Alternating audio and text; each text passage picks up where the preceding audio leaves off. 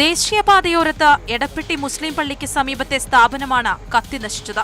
സ്ഥാപനത്തിൽ നിന്നും തീ ഉയരുന്നത് ശ്രദ്ധയിൽപ്പെട്ട പ്രദേശവാസികളാണ് ഫയർഫോഴ്സിൽ വിവരമറിയിക്കുന്നത്. കൽപ്പറ്റയിൽ നിന്നും ഫയർഫോഴ്സ് എത്തി തീ അണച്ചു. അപ്പോഴേക്കും സാധനങ്ങളെല്ലാം കത്തിനശിച്ചിരുന്നു. കടയിൽ ആരുമില്ലാതിരുന്നത് വലിയ അപകടം ഒഴിവാക്കി. ജില്ലയിലെ ചെറുകിട ആക്രിക്കടകളിൽ നിന്നും സാധനങ്ങൾ ശേഖരിക്കുന്ന സ്ഥാപനമായതിനാൽ തന്നെ ലക്ഷങ്ങളുടെ സാധനങ്ങൾ ഇവിടെ സൂക്ഷിച്ചിരുന്നു. 15 ലക്ഷം രൂപയുടെ നഷ്ടം നേരിട്ടതായി ഉടമ നാസർ പറഞ്ഞു.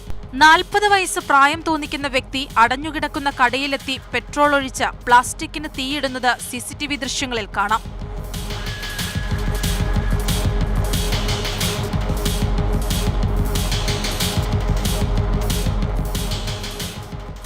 ഈ ദൃശ്യങ്ങൾ കേന്ദ്രീകരിച്ചാണ് പോലീസ് അന്വേഷണം ആരംഭിച്ചിട്ടുള്ളത്.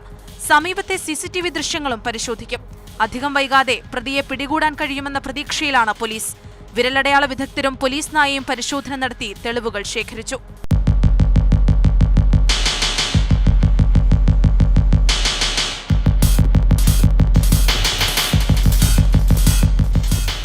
മാതൃഭൂമി ന്യൂസ്, വയനാട്.